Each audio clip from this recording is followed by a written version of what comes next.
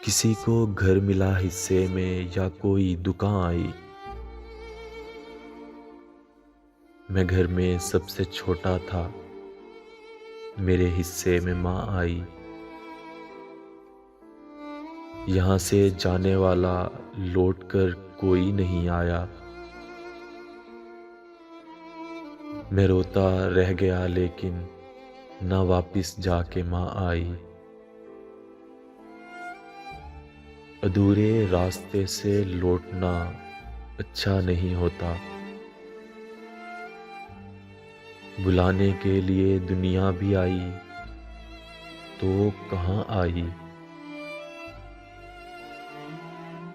किसी को गांव से परदेस ले जाएगी फिर शायद। उड़ाती रेलगाड़ी ढेर सारा फिर धुआं आई।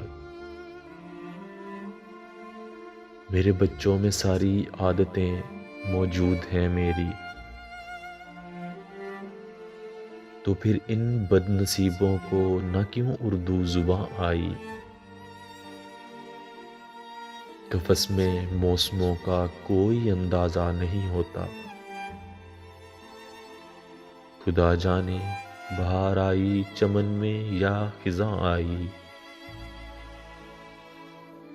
घरौंदे तो घरौंदे हैं, चट्टानें टूट जाती हैं। उड़ाने के लिए आंधी अगर नामो निशां आई। कभी ए खुशनसीबी मेरे घर का रुख भी कर लेती। इधर पहुंची उधर पहुंची, यहाँ आई वहाँ आई। इधर पहुंची उधर पहुंची, यहाँ आई वहाँ आई।